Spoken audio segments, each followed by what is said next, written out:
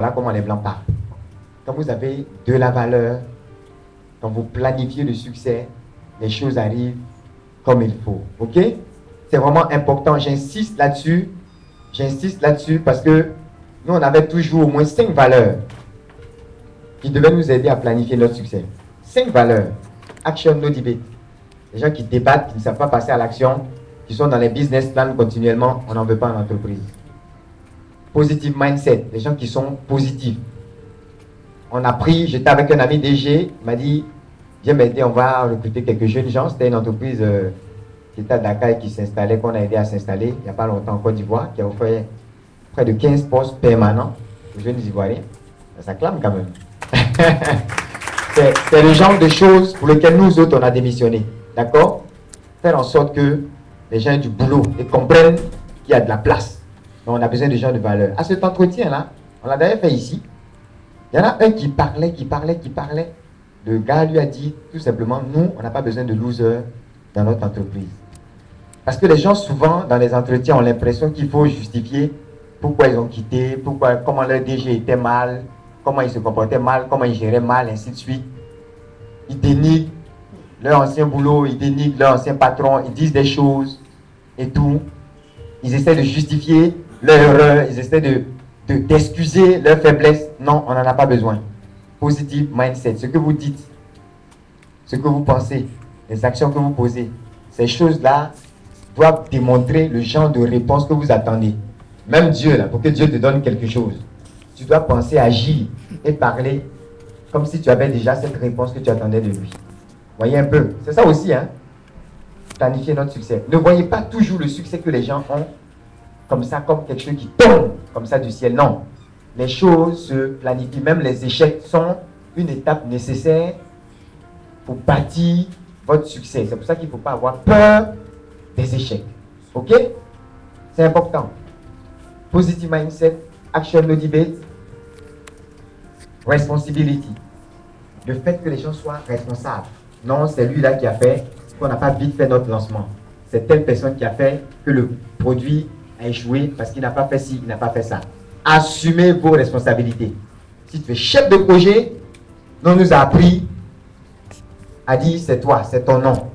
Donc tu te débrouilles. Même si quelqu'un doit te mettre en retard, tu as la responsabilité de faire en sorte qu'il ne te mette pas en retard. C'est aussi cela.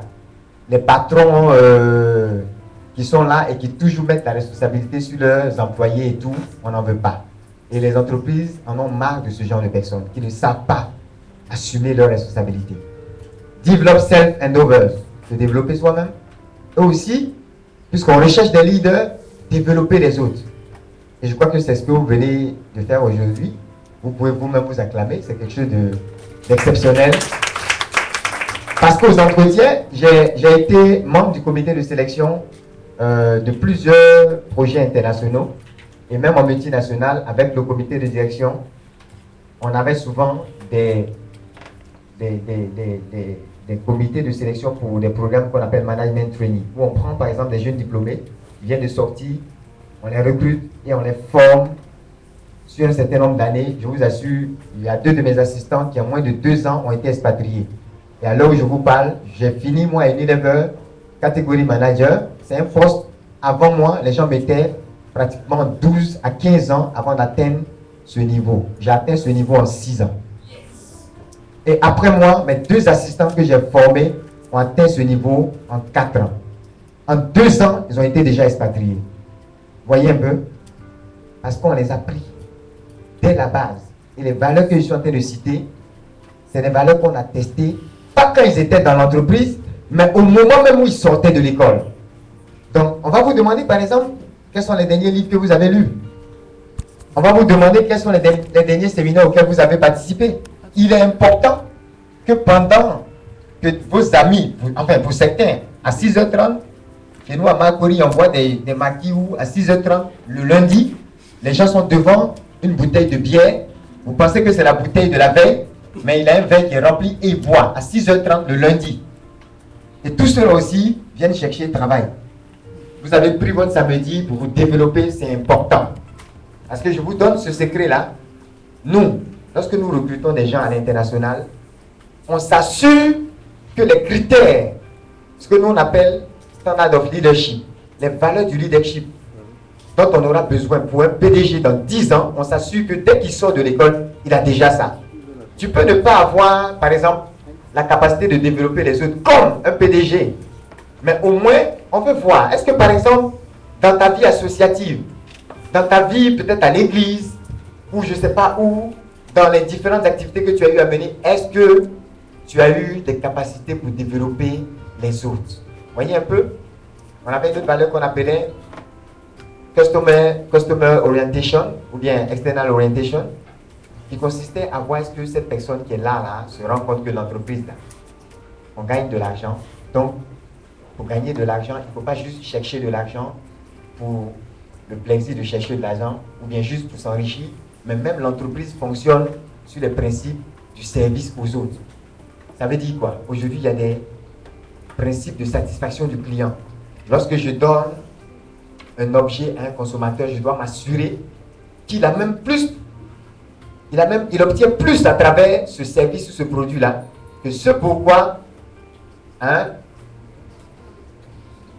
je le rémunère. Il faut que le prix qu'il achète, le prix que moi je propose, soit même à la limite inférieur à la valeur que je lui donne pour le produit. Vous comprenez? Il y a des services consommateurs. Aujourd'hui, vous pouvez appeler dans certaines entreprises pour vous plaindre si certaines choses ne vont pas. Et on prend soin du consommateur. Il y a ce qu'on appelle aujourd'hui Corporate Social Responsibility, CSR, qui sont des initiatives qui permettent aux entreprises de démontrer qu'elles sont des entreprises citoyennes. Pourquoi? Parce que justement, même l'entreprise comprend que ses consommateurs vivent dans un environnement et il faut participer au bien-être de cet environnement. Nous, on a construit des hôpitaux, on a construit des écoles pour certaines communautés avec des marques qui n'avaient à la limite rien à voir avec tout ça. Vous voyez un peu? Pourquoi? Pour dire que l'entreprise elle-même prend soin de la communauté dans laquelle vivent ses consommateurs et prend soin de ses consommateurs. Alors, ce n'est pas nous, en tant qu'individus, qui allons chercher à nous enrichir en écrasant les autres. Le Premier ministre Rennes disait qu'il y a deux types de leaders. Il y a des gens qui lead en écrasant les autres parce qu'eux, ils sont sur les autres. Ils marchent sur les autres. Ils dominent en étant au-dessus. Mais il y a une autre catégorie qui ne se mettent pas au-dessus, mais devant. Vous voyez, c'est différent. Quand vous mettez devant, c'est pour éclairer et c'est pour montrer le chemin. De quelle catégorie vous voulez être? Vous voyez, ces valeurs-là sont essentielles pour que vous puissiez progresser. Ce sont ces valeurs-là que j'ai suivies et qui font que, quand moi j'ai démissionné en 2010, on m'a laissé partir seulement 10 mois après. Pendant que beaucoup parmi vous disent qu'il n'y a pas de boulot. Et je le dis à qui veut l'entendre. Je ne connaissais personne là où j'entrais. J'avais certainement la grâce de Dieu avec moi. Mais cette grâce-là aussi m'a appris qu'il y a des choses qu'on fait aussi pour déclencher les bénédictions, pour déclencher le succès. Il n'y a rien pour rien. Même Dieu, là, quand il dit « veut te bénir », il dit « il faut écouter ce que je t'ai dit et puis il faut mettre en pratique ». Non, il faut que ce soit clair. Pour la jeunesse d'aujourd'hui, il n'y a pas de problème de boulot. Vous savez pourquoi je vous dis cela?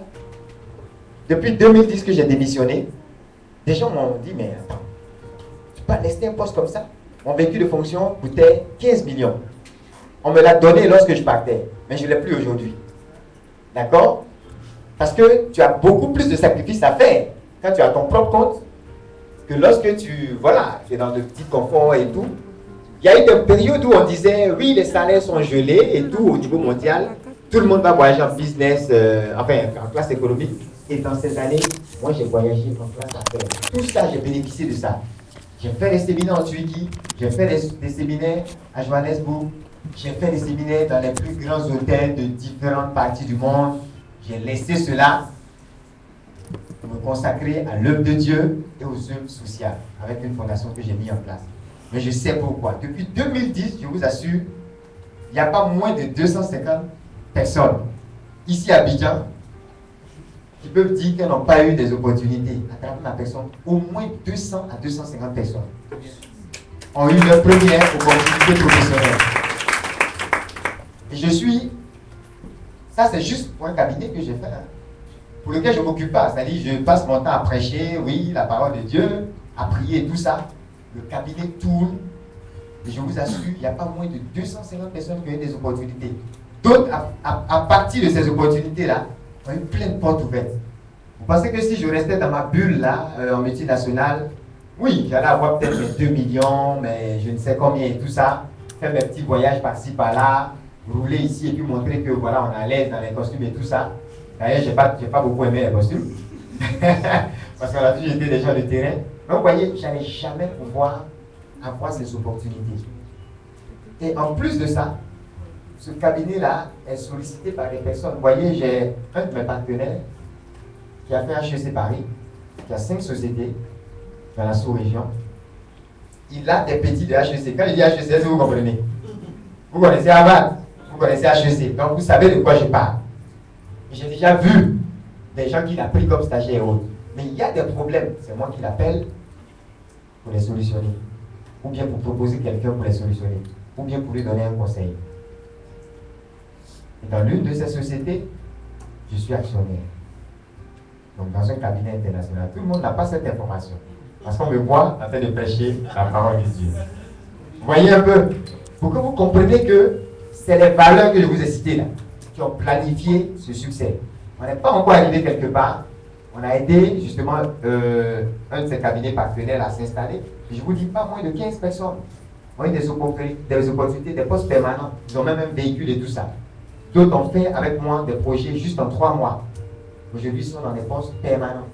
Avec un véhicule, tout ce qu'il faut. Et des postes sérieux qui leur permettent de s'exprimer. J'ai au moins 4-5 personnes comme ça. Les documents que j'ai mis à leur disposition, je ne connais pas une multinationale, ils ne peuvent pas bosser. Il y en a une qui a fait anthropologie. Je ne sais pas si parmi vous, quelqu'un a fait cette formation. Elle n'a pas fait marketing, elle n'a pas fait vente. Elle a bossé avec nous à peine 3-4 mois.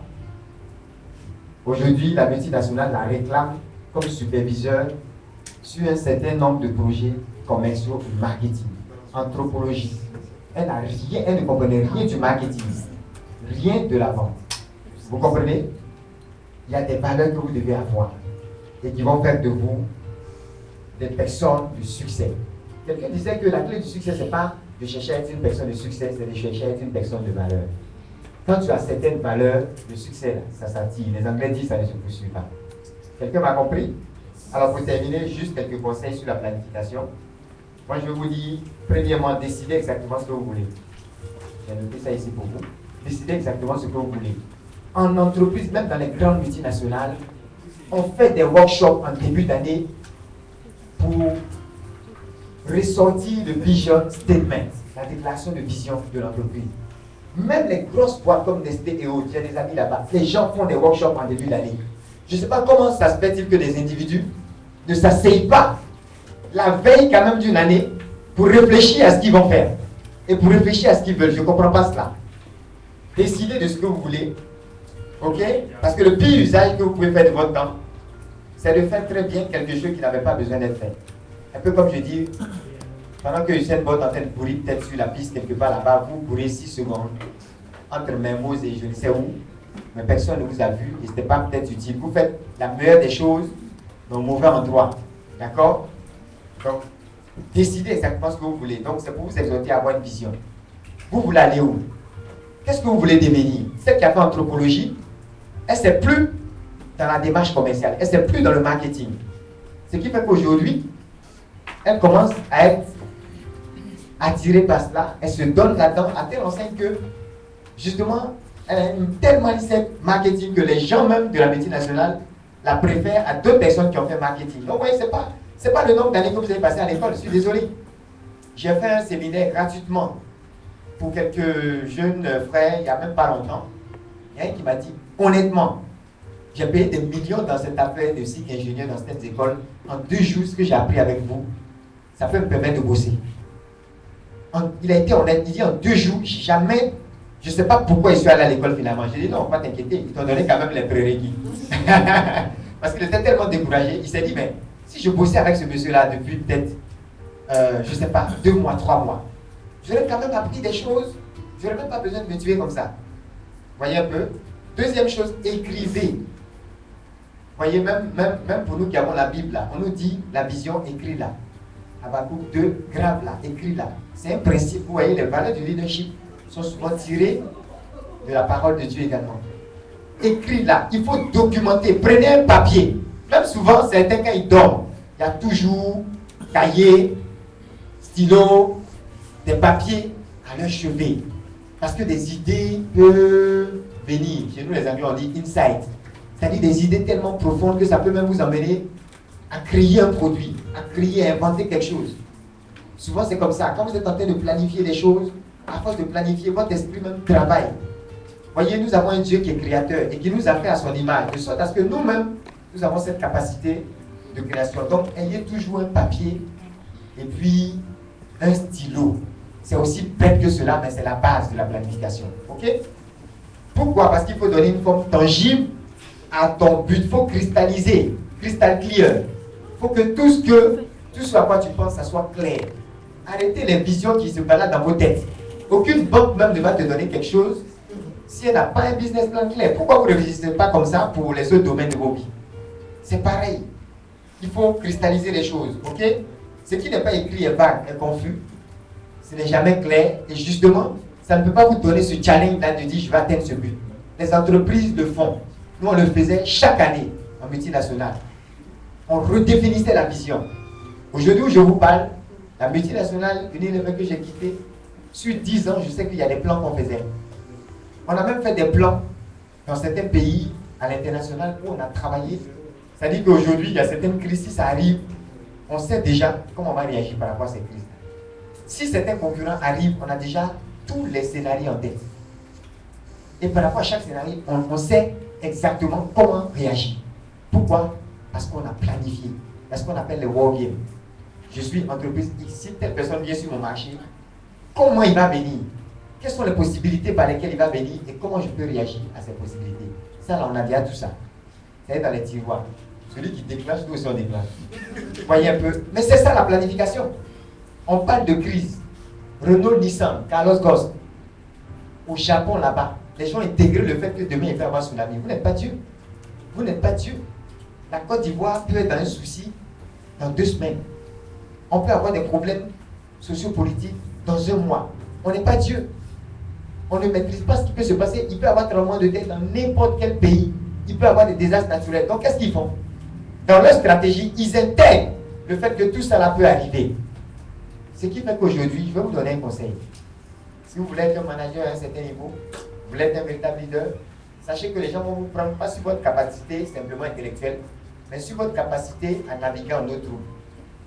Il y a un exemple que je donne même aux 4, je leur dis, dans la Bible, il y a un épisode où Jésus était dans la barque avec ses disciples. Et puis il y avait une tempête. Alors qu'il avait dit allons de l'autre bord.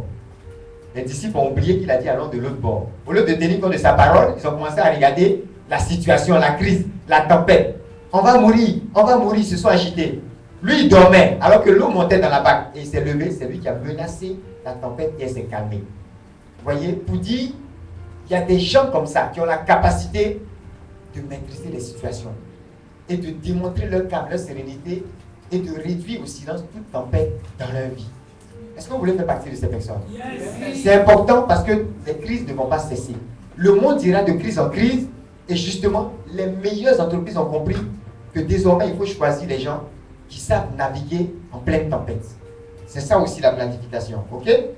3e conseil, mettez des deadlines sur vos objectifs. Ok? Il faut mettre des deadlines. Il ne faut pas comme ça dire oui, je vais faire ça, oui, cette année. Non. D'ici quand? Il y a ce qu'on appelle les objectifs SMART que certains connaissent. L'objectif doit être spécifique, il doit être mesurable, il doit être actionnable, il doit être réaliste. Il doit être lié au temps. Quand je sais que d'ici fin 2012, je dois lancer tel produit, vous savez, en entreprise, parfois, le produit qu'on doit lancer, l'innovation qu'on doit lancer, dans 4 ans, déjà à l'heure actuelle, certains sont en train de travailler là-dessus. Ils sont peut-être à la phase des idées, mais on a un processus d'innovation plan où déjà, aujourd'hui où je vous parle, plein de multinationales que je connais, leur plan de 2014 est déjà arrêté. Et les innovations qui vont arriver dans 5 ans, ils les connaissent. Ils ont même anticipé sur les tendances futures du marché. Et par rapport à ces tendances, ils savent exactement quel type de besoin va naître par rapport à ces tendances. Ils sont déjà en train de générer des idées, de réfléchir à des workshops où on ne mange pas placali. On prend des choses légères pour réfléchir. C'est pas placaler pour tout avec 20. Et puis avoir le ventre plein, et puis on est incapable de réfléchir. Ça, c'est pas la planification. On met des deadlines, je vous assure. Il y a plein de produits que vous voyez aujourd'hui. Il y a 4 ans, moi je savais que ça allait être lancé. Parce qu'on a bossé sur ces choses-là. Il y a même des produits qui sont en train d'être lancés maintenant. Moi j'ai bossé là-dessus il y a 5 ans. Donc aujourd'hui, ce n'est qu'une routine. Vous voyez, c'est important la planification. Mettez un deadline sur vos objectifs. Quatrièmement, faites une liste de tout ce à quoi vous pensez avoir à faire pour réaliser votre but.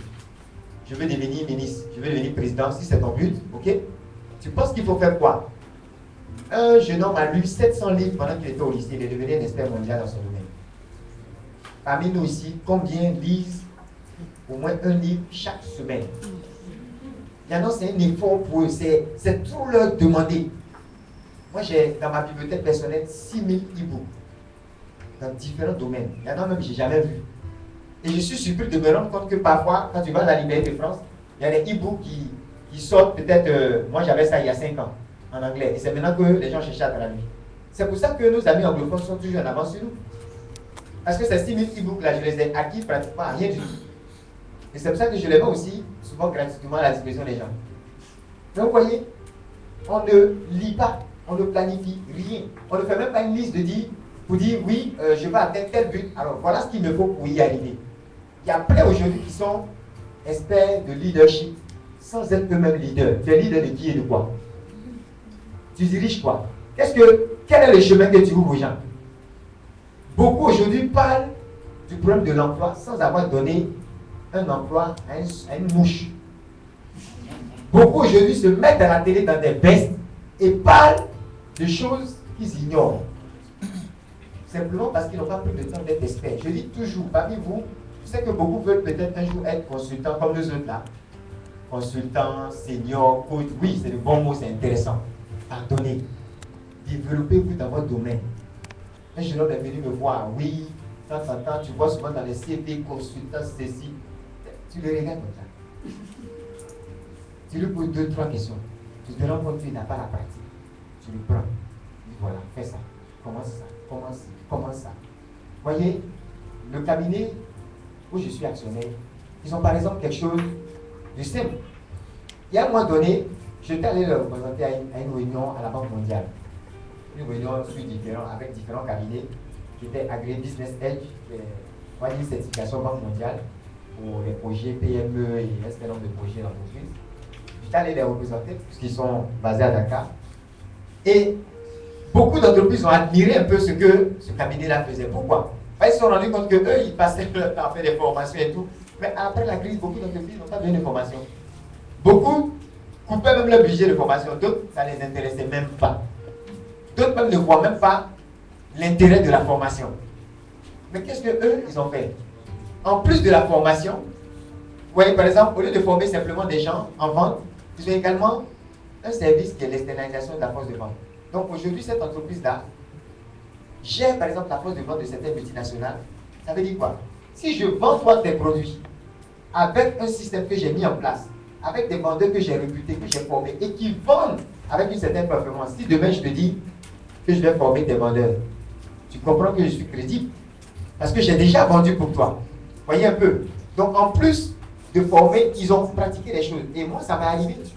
Le cabinet que j'ai mis en place, c'était d'abord un cabinet de formation et de consulting. Mais surprise, plusieurs multinationales m'ont plutôt dit « Ah, mais on a tel projet commercial, tu ne peux pas gérer, tu ne peux pas donner à tes petits là, tu ne peux pas former des petits pour faire ça.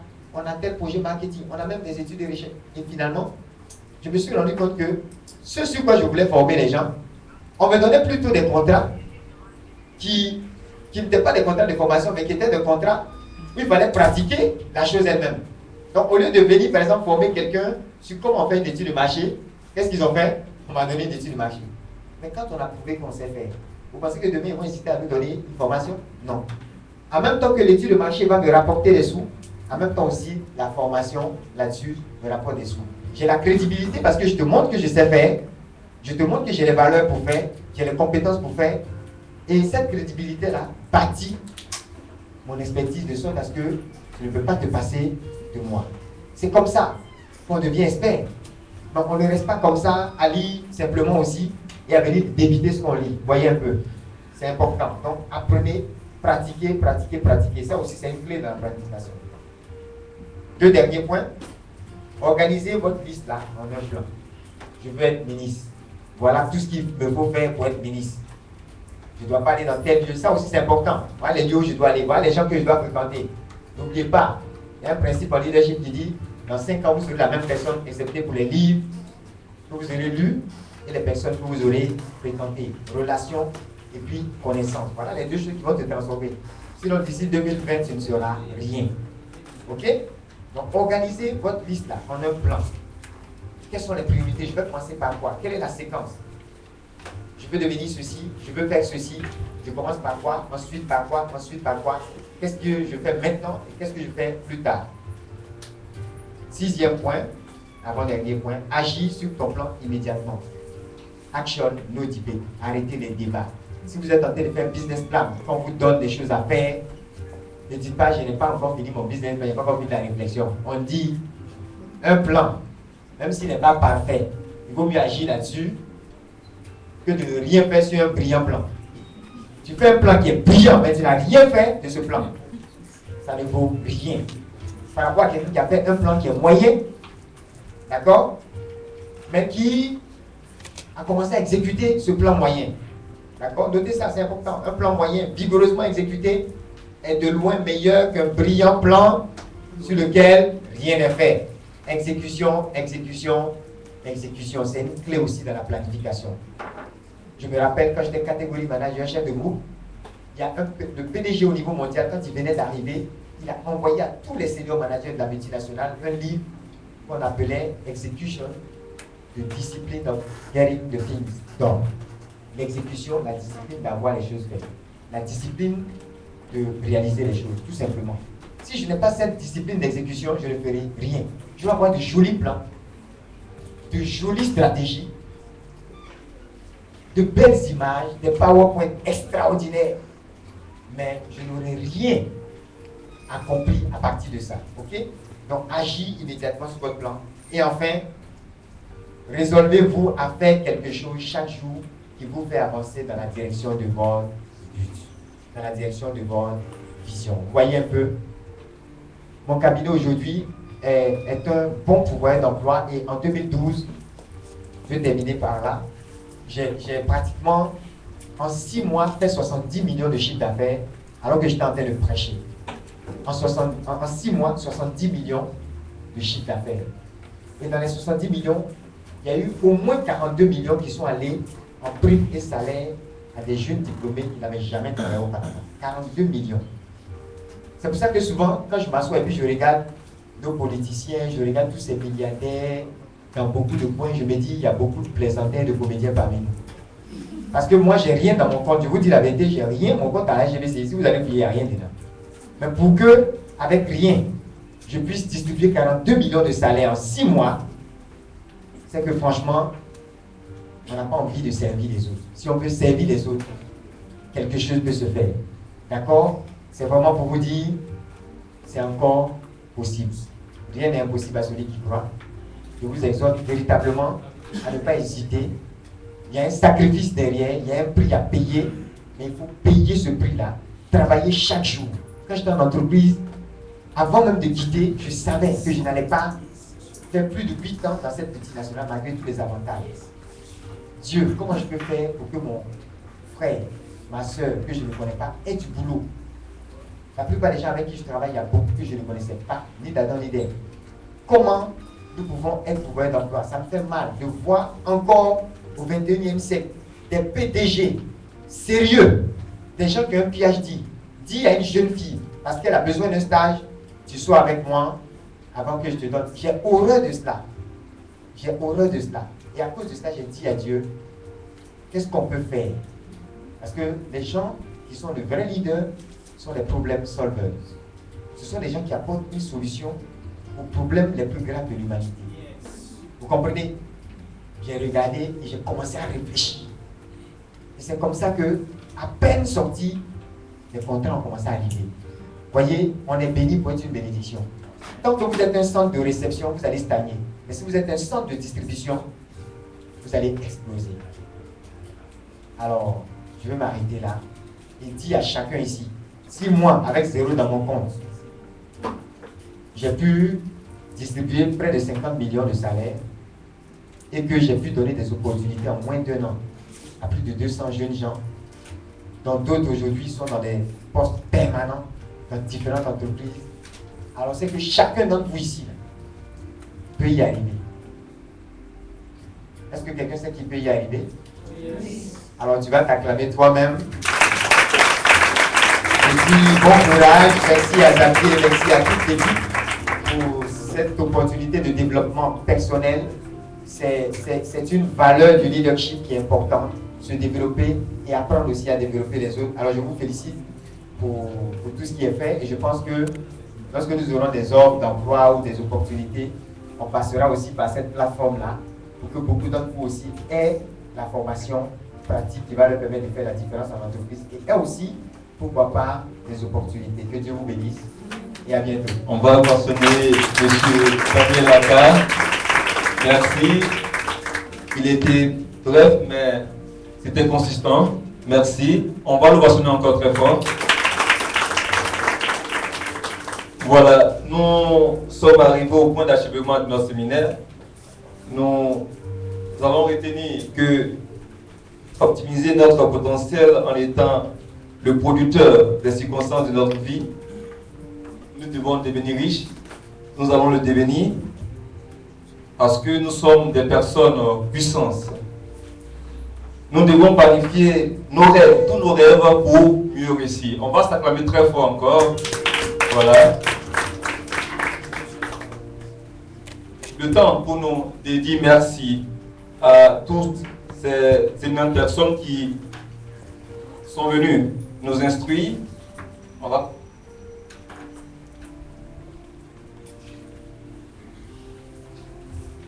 Voilà. On me fait dire que nous allons conclure. Voilà.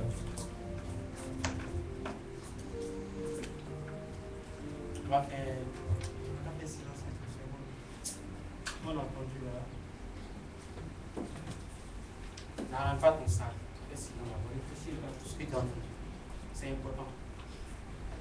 Notre but, ce n'est pas que les gens viennent parler et que vous restez les mêmes personnes. C'est que ce que vous aurez entendu puisse transformer votre vie. Si on fait le résumé de ce que M. Aka vient de nous dire, c'est que par son succès, par sa réussite, d'autres personnes sont bénies, d'autres personnes réussissent. Et ça, c'est la réussite. Il y a quelque chose qui vous a pas dit que moi je me dis, parce qu'il aime cacher certaines choses. Une fois, il était sur Internet et puis il a reçu un message sur mon Facebook. Il annonçait qu'il venait d'acquérir un terrain. Je sais que c'est la Somme, à Assini. Voilà, à Assini, on construit un grand centre de retraite. Et le terrain faisait 12, c'est 12 bâtons ou bien 24 000 mètres carrés, mais le bâton quoi. Ok, vous comprenez? C'est épatant en fait. Regardez les sommes énormes qu'il a énoncées, qu'il a déclarées.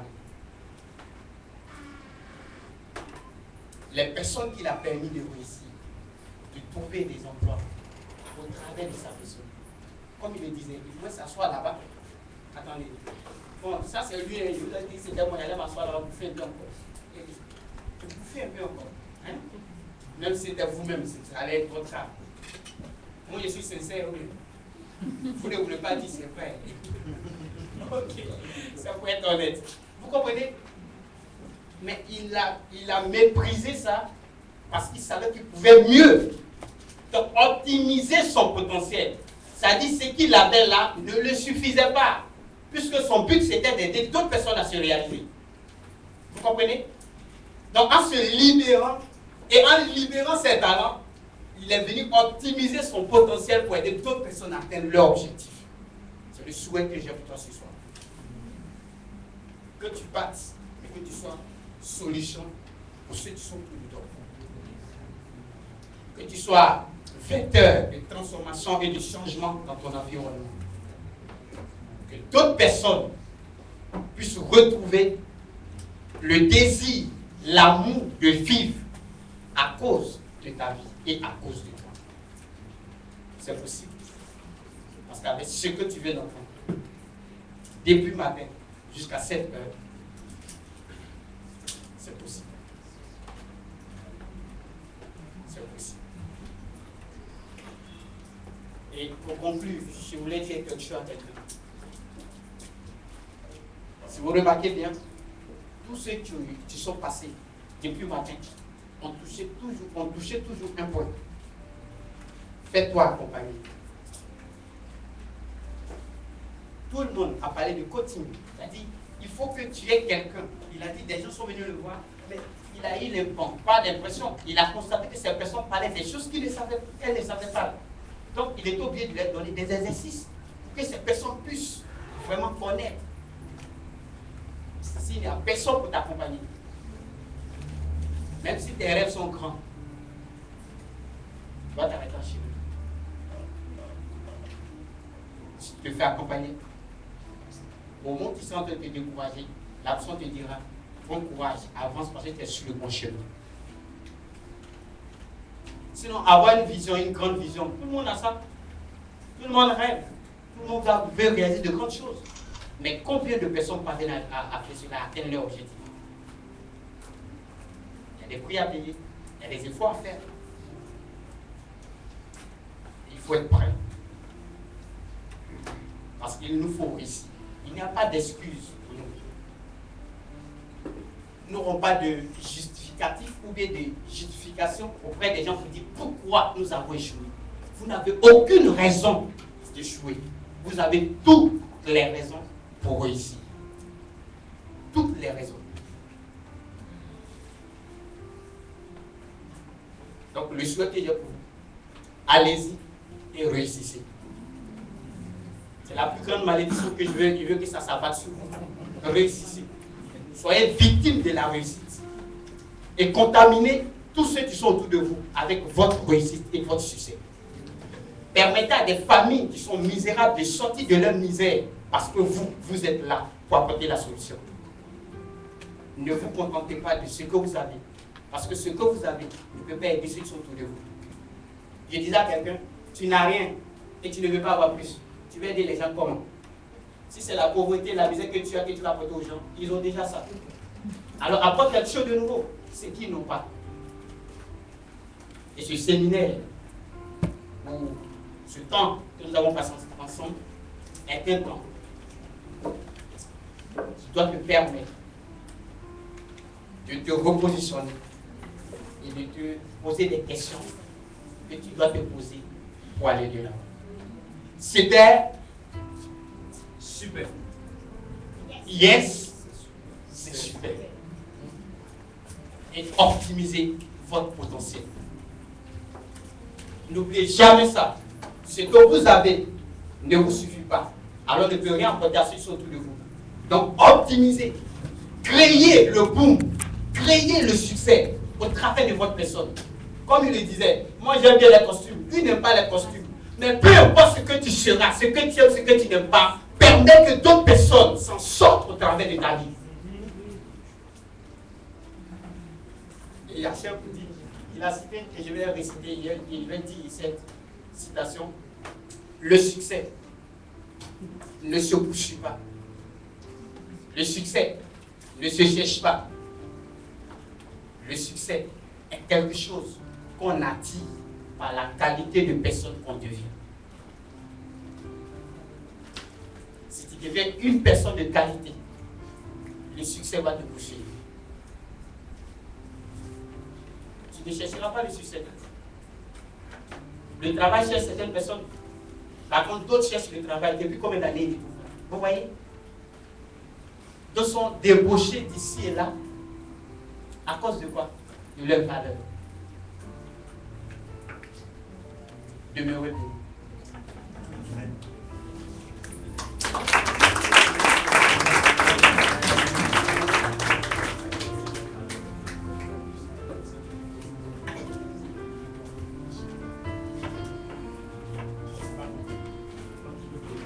Donc j'aimerais que vous fassiez quelque chose, échanger les contacts. Parce que que ces personnes que vous venez de rencontrer, c'était pas évident. Donc, échangez-vous les contacts. Regardez vos visages. Pour que si jamais quelqu'un est nommé ministre, premier ministre, se souvienne aussi de son frère qui est à côté de nous au séminaire. C'est celui-là.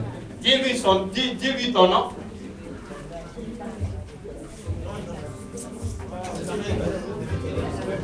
Voilà. Le temps pour tout le monde de dire merci. Et merci appuyé à offrir. Et nous voulons dire merci. Allons-y. Nous voulons dire merci à tous les conférenciers. À commencer par le frère Augustin Namian, qui est venu d'Estée pour nous. En tout cas, un grand remerciement. Ovation n'aurait encore plus. Ça fait la deuxième fois qu'il vient comme ça pour nos séminaires. Nous allons dire merci aussi à Hervé Asfalé, le fondateur de ECC, École des Chants Consacrés, un homme de vision et un homme qui aime partager. Et il est aussi un homme d'opportunité. Si vous le voyez, prenez son numéro. Je vais dire merci aussi au grand frère et à l'homme de Dieu, à Kabile Daniel, qui malgré son emploi du temps serré, a fait l'effort, ou pas l'effort, mais a tenu parole en venant nous libérer ses secrets. Oui, nous prions que Dieu vous bénisse encore et bénisse encore. Nous disons merci à tous ceux qui ont payé des tickets pour d'autres. Parce qu'à cause de vous, ces personnes ont entendu des choses qui vont transformer leur vie. Nous disons merci à tous ceux qui nous ont soutenus pour l'organisation de ce séminaire. Parce qu'à cause de vous, des gens ont reçu une formation de transformation. Nous disons merci aux représentants de Radio Yopougon, de Radio Nationale Catholique, de Chrétiens Bis, voilà, Chrétiens Bis qui sont là avec nous.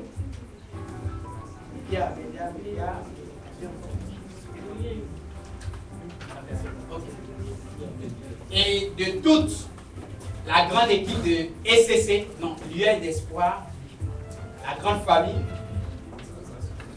avec l'équipe de Office Organisation, PSA, nous vous disons merci et nous vous attendons pour la prochaine fois. Mais véritablement, je vais dire comme un monsieur, préparez-vous, parce que à compter du mois prochain, on va commencer comme ça, nous avons une caravane de plein succès sur Abidjan, en collaboration avec Leaders Academy, c'est-à-dire M. Augustin Namian, et d'autres structures. Nous allons parcourir toutes les communes d'Abidjan pour dire aux jeunes qu'ils ont le droit de réussir et d'espérer aussi. Pour dire à ceux qui n'ont plus espoir qu'ils doivent espérer. Parce que même si on est né pauvre, ça ce n'est pas notre faute. C'est mourir pauvre, c'est notre faute. Alors nous allons les aider à sortir de là par tout ce que nous allons faire. Merci à tous et à toutes. Et je vais dire encore que Dieu vous bénisse. Voilà, merci. Merci. Et puis, on va garder les contacts. N'oubliez pas de vous faire coacher. Voilà. Merci encore à tous et à chacun. Merci pour ce que vous avez donné de votre temps